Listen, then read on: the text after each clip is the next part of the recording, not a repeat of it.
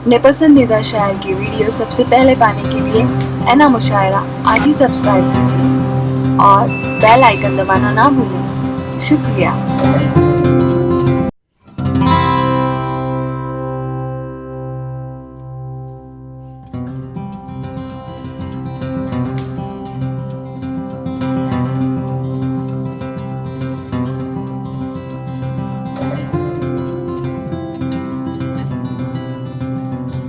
आपके बीच बुलाने जा रहा हूं जिनके वीडियो क्लिप्स सोशल मीडिया पर बहुत वायरल हुए। लोगों ने इस तरह से उनके वीडियो क्लिप्स को वायरल किया कि इसने तो फला की वाट लगा दी, इस शायर ने फला की वाट लगा दी।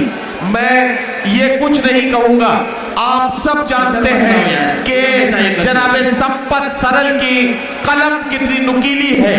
संपत सरल साहब किस तरह से सच्चाइयों को बयान करने का हौसला जानते हैं, किस तरह से आसान आसान जुमलों में बड़ी बात कहने के आदी जनाबे संपत सरल जो जयपुर से हमारे बीच यहां तशरीफ लाए हैं, मैं उनसे गुजारिश करता हूं कि अपने कलाम से नवाजें।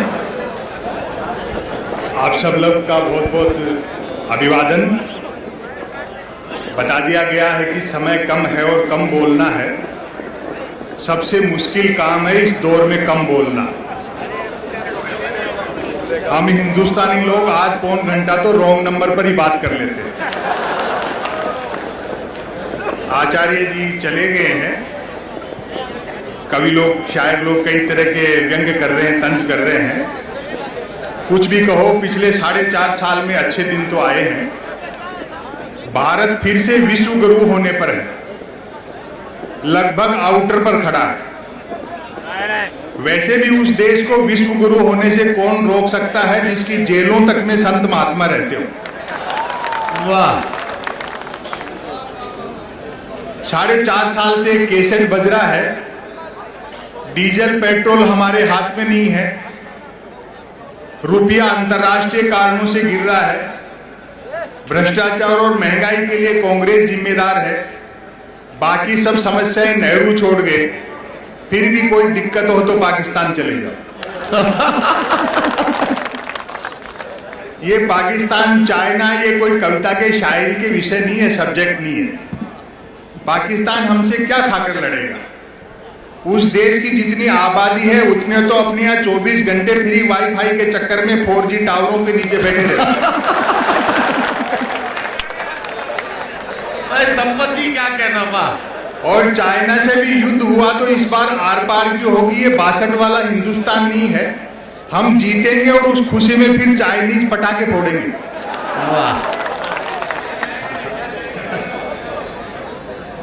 महापुरुषों का देवी देवताओं को लेकर के तरह तरह की बातें की जा रही हैं। ये कोई कविता और शायरी के मुद्दे नहीं है। मेरे ये समझ में नहीं आती कि नेहरू का कद छोटा करने से पटेल कैसे बड़े हो जाएंगे। जिस सरदार सरोवर के तट पर पटेल की दुनिया की सबसे ऊंची मूर्ति लगाई गई है, आपको ध्यान होना चाहिए उस सरदार सरोवर परियोजना का शिलान्यास पंडित जवाहरलाल नेहरू ने किया। पिछले दिनों एक सज्जन मिल गए मुझे, बोले जी आजकल आप भी थोड़े पॉपुलर हैं, किसी चौराहे पे आपके भी एक स्टेचू लगा देते हैं, करीब 1 लाख का खर्चा है। मैंने कहा भैया तू 50,000 दे, मैं खुद ही खड़ा हो जाऊंगा।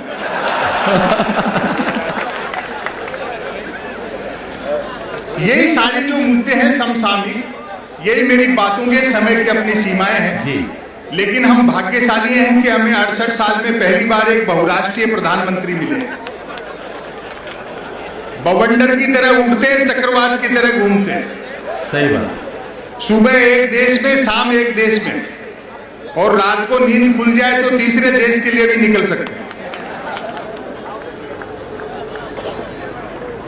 उनसे पूछे भी कौन, पिता रहे नहीं, माँ बुजुर्ग है, भाई बहनों को पड़ी क्या है, पत्नी को साथ रखते नहीं, जनता पूछती है तो टरका देते हैं कि, और ज्यादा पूछे तो धमका देते हैं। इसलिए उन अरे दोस्तों बैठ जाओ, कोई खास बात नहीं। ये सब तो दिल्ली में बहुत हो रहा है, यहां भी क्यों कर रहे हो। हाँ कोई बात। हाँ ये देश का वातावरण कुछ ऐसा है, उसी का प्रभाव है। वो मुश्ताक अहमद यूसुफी साहब ने लिखा है ना, बहुत अच्छा एक तन, कि किबला इतने गुस्से में रहते हैं कि जिसको मारने दौड़ते उससे आगे निकल जाते। तो ये लोग भी इसी तरह से जोश में है। हाँ। अभी तो एक बीजेपी के बड़े नेता ने कह दिया कि बापू का आजादी के आंदोलन में कोई योगदान नहीं रहा। हमने उसका बुरा नहीं माना कि भाई हो सकता है खुद के बापू के लिए कह रहे हो, तो इन लोगों का नोटिस ही मत लिया करो। लेकिन चीजें ठीक होंगी धीरे धीरे, समय तो बदलता है। अभी अच्छे दिन आएंगे जब बुलेट ट्रेन चल जाएगी, सुनते हैं उसका किराया भी कम होगा और वो सवारियां लेने भी घर घर जाएंगे। और मोदी जी ने बिल्कुल गुजराती दिमाग लगाया है, जापान से बुलेट ट्रेन के लिए कर्जा भी 50 साल के लिए मांगा है। वो जानते हैं 50 साल बाद न देने वाले बचेंगे न लेने वाले बचेंगे। और हमारे शरद जोशी जी ने बहुत अच्छी बात कही है कि हम हिंदुस्तानियों को वह व्यक्ति कर्ज दे जिसका पुनर्जन्म में विश्वास हो।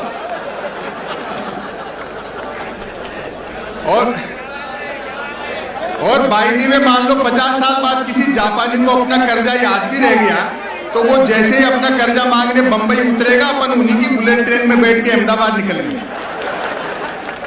और देखो, जापान के प्रधानमंत्री शिंजो आबे ने समझौते पे हस्ताक्षर किए हैं, तो बुलेट ट्रेन जरूर चलेगी, क्योंकि शिंजो आबे हिंदुस्तान के प्राइम मिनिस्टर नहीं है।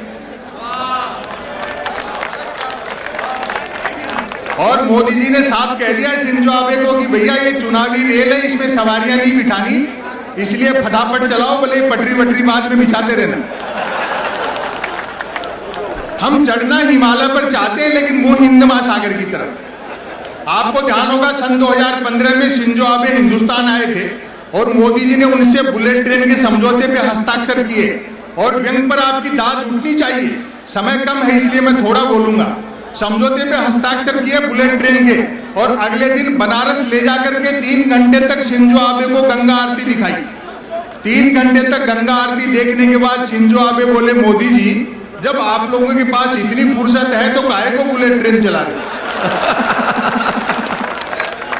लेकिन जितेंद्र आवाज साहब, आप लोग भी एक आदमी को टारगेट करते हैं और कुछ नहीं तो प्राइम मिनिस्टर की डिग्री पर ही सवाल उठा दिए। ये मुझे अच्छा नहीं लगा भाई। जब सैटेलाइट लॉन्च होकर के कक्षा में स्थापित हो गया, धरती के चक्कर काट रहा, फिर क्यों डिजाइन पे बहस कर रहे हो।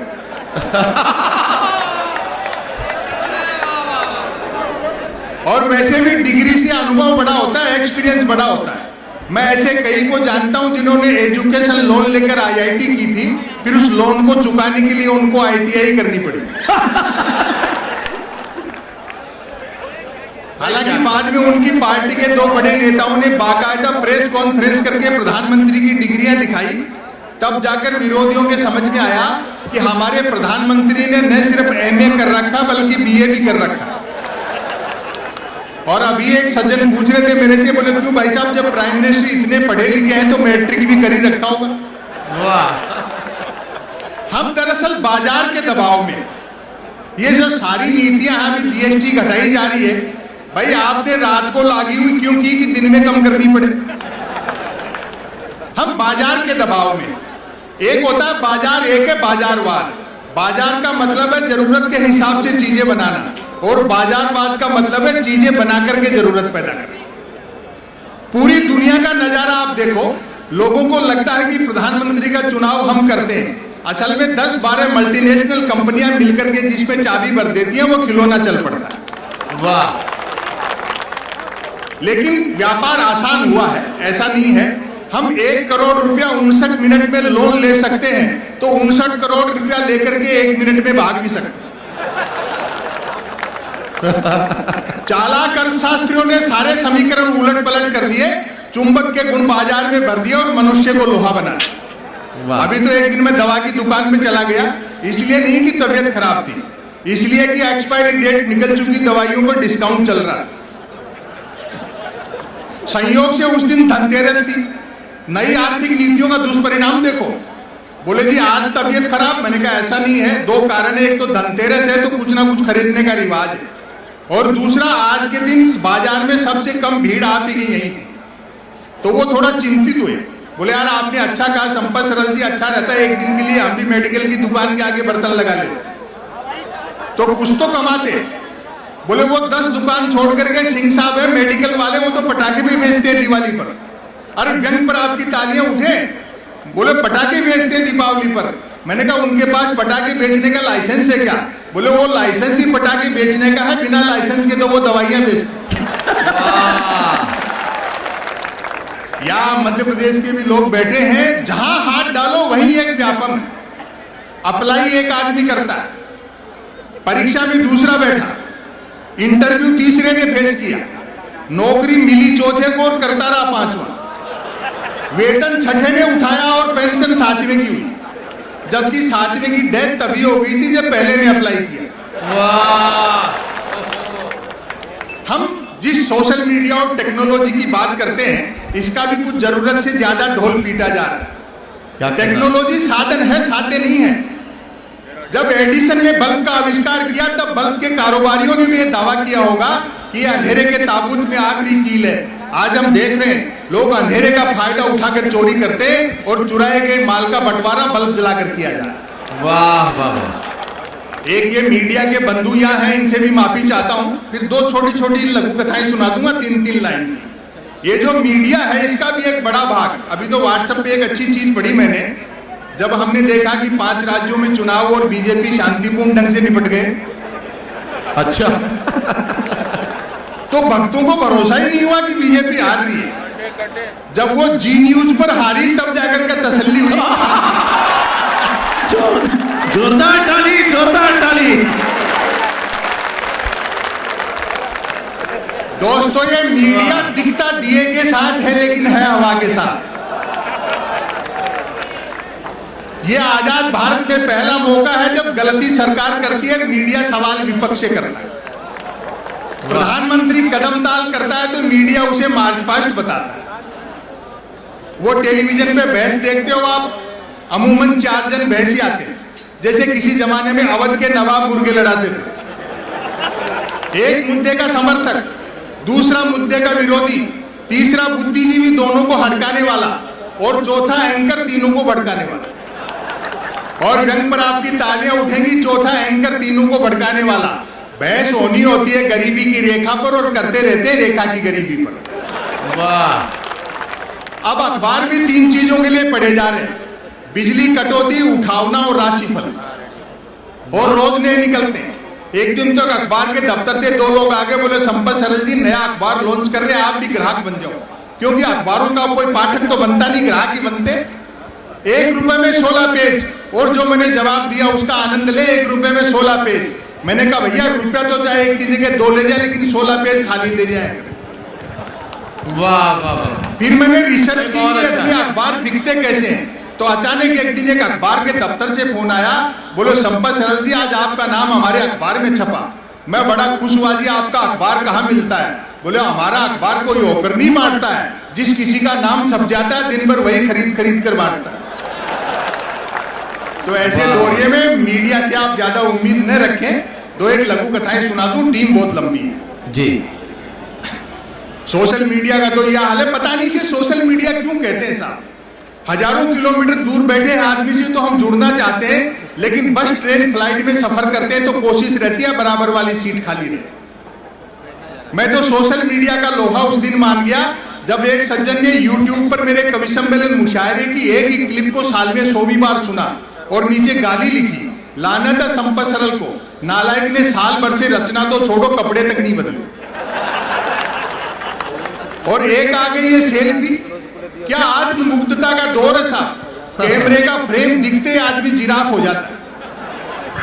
मैं तो देखता हूं कई माताएं बहनें अपनी सेल्फी ले लेकर के सोशल मीडिया पे अपलोड करती रहती हैं।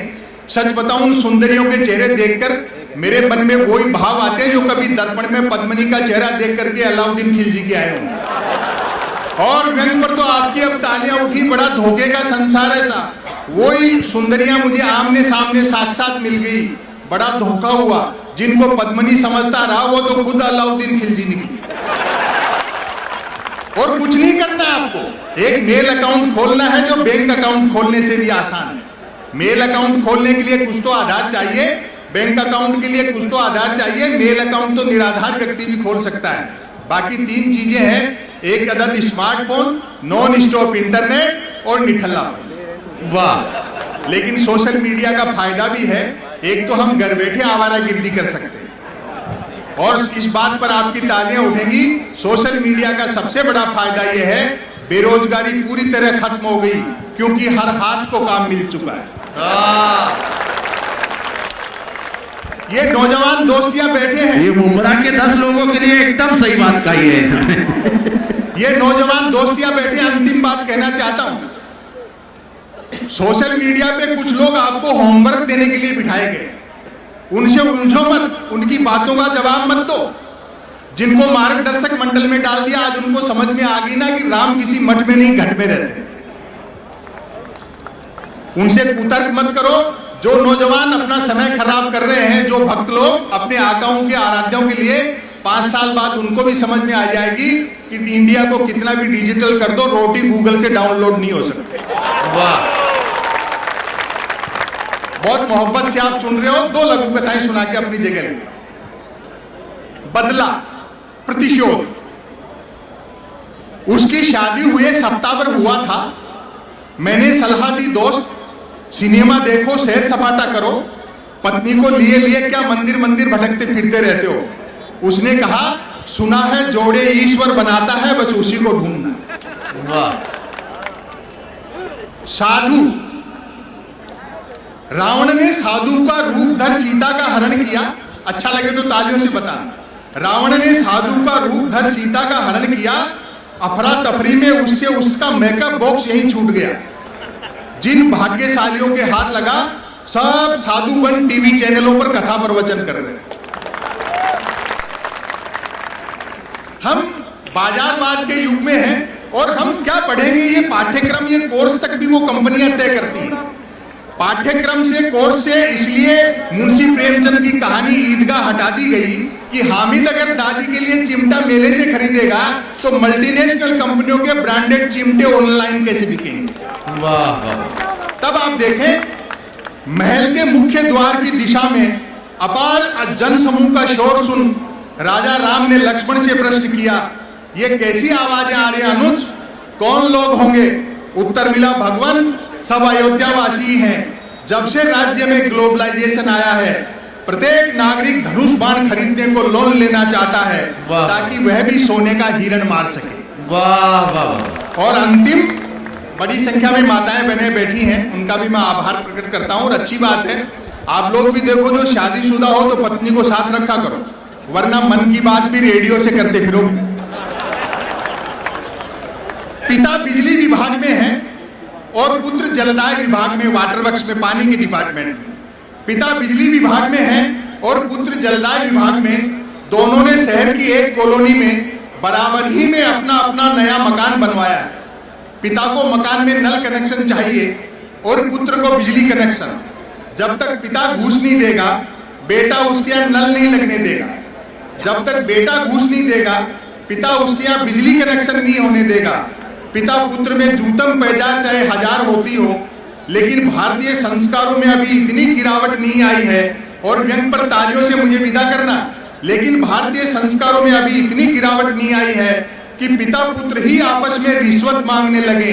सो बेटा बिजली की चोरी करता है और बाप पानी की। वाह वाह वाह वाह वाह।